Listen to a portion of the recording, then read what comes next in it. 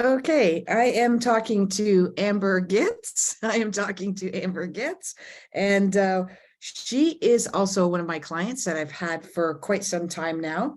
And in fact, we're looking at a collaboration here because we realize that what her experience, her journey that she went through wasn't an easy journey. And there seems to be more and more of us going through that same journey, specifically in the last 3 years, when people want to leave the matrix, they want to leave corporate world, they want to maybe even finally their kids are grown up and they want to do that dream job that they've always wanted to do. And many of them are healers and coaches, or possibly you make widgets, but you just want to get out there and do what you love. Now, Amber is none of those. She was actually in corporate as in marketing, and she wanted to leave the marketing corporate world and go out on her own and do her own business. And that's where we met, because she hired me as an astrologer, life coach, to help her walk through that. I think it was about a 2-year journey, wasn't it, Amber? It took you 2 years to leave. Yeah, it was like, I think it was a little more like 18 months, but it was, yeah, it went very fast. It didn't seem very fast at the time, though, did it? It seemed very fast, yes, but looking back, it was the best thing I ever did. So why did you want to leave? What was wrong with working in the corporate America? I think just the thought of every single waking hour of my, my work day, and sometimes it would spill into personal life, when you become like a salaried employee. I started to realize, like, I am working towards someone else's master plan or someone else's dream. I'm not working on Amber's plan. This is what Amber's not passionate about this, and I think, yeah, it just came down to, I really feel that my skill set is powerful and helpful. And I was like, I want to be able to apply this to individuals, to people, help them, build their dreams. So yeah, leaving and kind of building my own thing was where I was headed. So you were a single mom, and so that was a scary thing for you, because you were going to leave the slave to the wage kind of regular paycheck. And you were, am I going to have clients? Am I going to be busy? And I'll never forget when you told me, oh my gosh, Holly, I left and a bunch of my clients followed me. And you were busier than you thought you would ever be. Yes, no, that's very true. And we first talked and I told you, my desires to leave and, kind of needed that little push, I guess. Yes, that feeling of not having a check that's coming from someone else, every week, every biweekly, whatever it is, was terrifying. All the things that come along with it, that job security. But in reality, like when you get kind of stuck in that corporate world, there's not really job security. Like it's all nonsense. Like at any moment, they can just get rid of you. They don't care. You're just a number. You're just literally an employee with a badge. That's it. But I think just doing the work, I had a lot of meditation, a lot of journaling, and kind of changing the way I spoke about myself and what I know I could provide and bring to other people, just taking those first 2 steps. And a lot of it came from our first call. You encouraged me to look into, I don't know how far you want me to get into this. I won't go too far into it, but you said you need to chat with your mom about, when I was 2, I think is when the age, there was some like financial situations that happened in my family that up until that point, I was carrying around in my, in my being, in my soul. And I went and I talked to my mom about it, and the stuff I learned, I was like, oh my gosh, no wonder I have this not unhealthy relationship with money, but just like a fear of losing it or not having it or it being hard to obtain. And once I kind of like faced that head on, things just started changing and unraveling, like the way I looked at things, the way I looked at expenses, the way I, would worry about springing for spending something that I needed on my own business. It was kind of immediate. It was kind of immediate. Wow. So that was part of the catalyst for you, was to hear, as an adult, to hear your mom's story that you experienced as a child, so you could hear it differently as an adult with a different understanding of what you went through. Totally different understanding. And also going, oh my gosh, do I do this as a mom? Like, have I attached anything like that to my daughter? So I am very, very aware when I talk about, budgeting or what we're spending money on, because it's crazy to think, and it seems pretty spot on, that kind of taught me to have this perspective on finances and my Awakening. relationship with money. Yeah. Wow. That's very, very important. You know, I had a similar story with another client of mine, and it was her relationship with money as well. And as soon as she understood her relationship with money and where it came from, all of a sudden money wasn't the focus anymore about why she was doing what she was doing or why she wasn't doing what she was doing. Money became backseat. And I love the way that you use yourself as third party. I think that's a great way to, Amber doesn't like this. This is not what Amber does. Yeah, well, I gotta keep myself entertained. Disassociation there, but that's okay. Yes, okay, yes, true, fair. No, I like it. I think that's great because that's how we should look at ourselves. We should go, Yeah, "That's what yeah. you do? I don't do that. That's not me." I think that's a great way to separate yourself from being really stuck. So now that you're not in the matrix and you're not in corporate anymore, Yeah. what is the benefits of it? Oh my gosh. Not having a boss is like, yeah, I don't do well with bosses, but no, in all honesty, time is the most important thing to me. You know, having a child and having that child just on my own about 90% of the time, it's really important to be present in her life. Mhm. And I also really enjoy the opportunity to just spend my days how I like.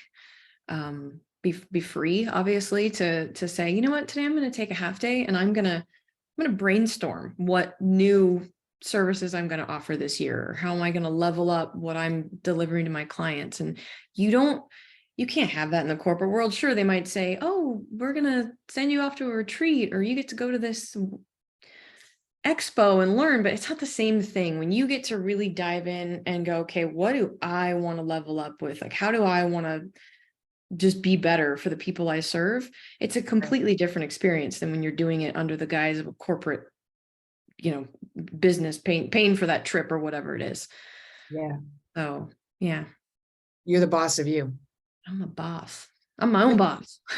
I'm my own boss. But you could apply everything that you learned working with corporate, and you apply in your own self-employment, whether it be what I don't want to do when I'm self-employed or what I'm going to do for my clients. How do you get your repeat clients? Are they the same clients coming back regularly, or is it a lot referral, or being in marketing? Is it your marketing and branding? It's a little bit of everything. I would say number one, it's referrals. It's referrals from past clients. You yourself have referred me a few people. I wouldn't say it's a lot of my own marketing. This is bad, but I am so bad at my own marketing. I like never do social posts. It's not that I don't want to. I mean, a website runs really well and it's really effective because I need people to see that I could do that for them. But Marketing and CEO and getting the rankings up on yeah, engines. You're very good at that. Well, I want to be able to show them, like, see, this is the report of how my site runs. This is where we need to get you. So, that, and I'm such a geek, like that's where my heart's at. Like, I want to get into the code. I want to clean it up. I want to make it fast. I want to make it effective. Yeah. Yeah. I love it. What's the 3 tips that you can give people for what they need to do to leave the matrix? Oh my gosh. Okay. Let's see. I think set a realistic goal for yourself. And I think that takes some time. It's not a quick thing. That's not I'm in a year, like really think it through, like what's realistic. And if that means just meditate on it for a week or, whatever you got to do, like find a realistic goal. Like, this is when I'm going to be done. This is when I'm going to be done. And I'm going to be just working for myself. And I think, then you've got from point A, which is now, to point B, which is your goal deadline. Think through what is it that you're passionate about? Like, what do you really want to put out into the world to help others? Because I believe that that's where we all shine, is when that's our true intention, is to help other people. Yeah. I think once you've got that, and you can just start living in it, and speaking in the present tense of, this is who you are right now. If your dream is to go out there and, be a massage therapist, right? You want to be a healing massage therapist, like start speaking right now. Like, the clients I serve are when I show up to an appointment, I do this, like just already start walking the walk, because I feel like that just kind of throws you forward into that trajectory, and there's no stopping it after you've changed that in your mind. What makes it easy for them to leave the matrix, if anything? No, that's a good question. I think when you start living in it, it becomes so real, and you've kind of like restructured everything around you to get you in that state of mind and safeguard you. You know, if you're working towards becoming a massage therapist, you've been slowly building up and getting the tools, and you've already been thinking through what your schedule is going to look like, and you're already living it anyways. And I think, I mean, that's what kind of worked for me. It was like I went from working 2 hours in the morning before my daughter went up to go to school and before I went off to my corporate job. And then I'd come home, and while she's playing outside, I'd work 2 more hours, till 7 o'clock at night, or after she went to bed. I mean, I just decided, like, I'm going to take those 4 hours and I'm going to find a way to integrate those into my day, keep moving forward until I ain't going to the corporate job anymore. And then you're like, wow, I used to have 4 hours. Now I have 8, or, however much you decide to dedicate to yourself. So You've been doing this for 2 years now? Yeah, no, April 2020. Yeah. April 2020 was when I walked. So 3 years now. Wow, 3 years this month. April. Wow. Happy anniversary. Wait a minute, Holly. April No. 10th, 2020. Get out. That's today. That's 3 years ago today. That is so weird. I'm like, oh, it's April 10th. And I'm like,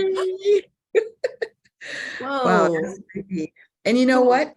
We're gonna close this because Amber and I connected again, because she's suddenly having this influx of coaches and healers that are wanting to do start their own business, leave corporate, etc.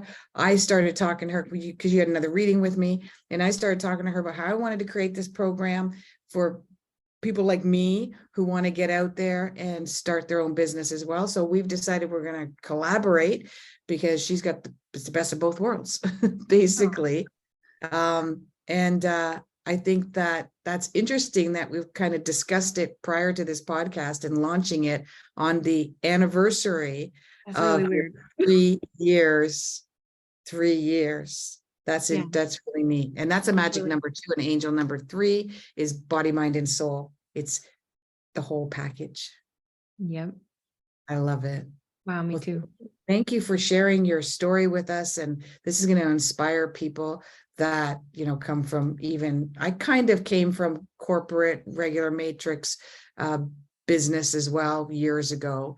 And I think we all do eventually work our way towards self-employment. Specifically, one of the main tips I would give people is if you have worked job after job and you didn't like your boss and you didn't like your manager and you never got along with the people that were superior to you, it's not you. It's that you're a self-employed entrepreneurial personality or soul, and you can't work for other people. We can't work for other people. We're autonomous. We're self-managed. We work best on our own. And I want to thank you, Amber, for your time. I don't think this is the last time people will see us doing something together on a podcast. Yeah, I hope so. Yeah, thank you. I hope everything I shared helps as well. And I look forward to all the really cool stuff we're going to do. I know it will. Thank you. Okay, everyone. Thank you for listening. Namaste. Okay. Cool. Was that good? Yeah, I think it was great.